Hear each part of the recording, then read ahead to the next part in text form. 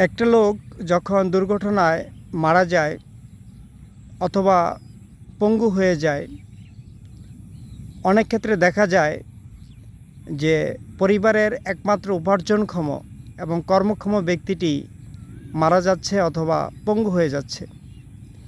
তো যে সমস্ত পরিবার এই দুর্ঘটনার শিকার হচ্ছে, দুর্ঘটনার সম্মুখীন হচ্ছে, তারাই আসলে বুঝতে পারে যে এটার যন্ত্রণা, এটার কষ্ট কত বেদনাদায়ক। একটা দুর্ঘটনাগ্রস্ত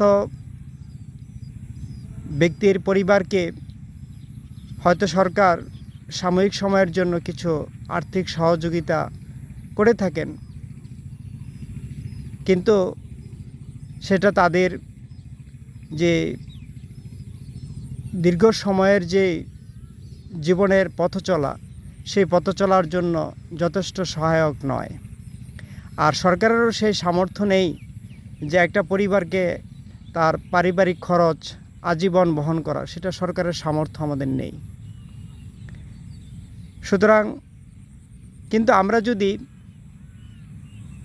এই দুর্ঘটনা কিভাবে রোধ করা যায় এটার জন্য যদি আমরা আলোচনায় বসি, বিভিন্ন বিশেষজ্ঞ যারা রয়েছেন তাদের মতামত গ্রহণ করি যে কী কারণে দুর্ঘটনা হচ্ছে, দুর্ঘটনার মূল কারণটা কী, সেটা যদি আমরা শনাক্ত করতে পারি এবং এই সমস্যার সমাধানকল্পে কী কী পদক্ষেপ নেওয়া যায় সে ব্যাপারে যদি আমরা আন্তরিক হই, তাহলে আমরা যে কোনো দুর্ঘটনা আমরা ইনশাল্লাহ এড়াতে সক্ষম হব। হয়তো আমাদের রাতারাতি হয়তো আমাদের সেটা সম্ভব হবে না, কারণ এক্ষেত্রে অনেক কিছু বিষয় জড়িত আছে। আমাদের যে রাস্তাঘাট, আমাদের যে ইনফ্রাস্ট্রাকচার, আমাদের যে অবকাঠামো রয়েছে, এগুলিকে আরও আধুনিকায়ন করতে হবে।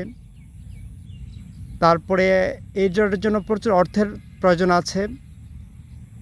তো সরকারের অনেক অর্থ লাগবে, কিন্তু আমাদের সদিচ্ছা যদি থাকে এবং সরকার যদি এই ক্ষেত্রে কার্যকরী ভূমিকা নেয়, কার্যকরী পদক্ষেপ গ্রহণ করে এবং সর্বস্তরের জনগণ যদি সরকারকে সাপোর্ট করে, সহযোগিতা করে, তাহলে আমরা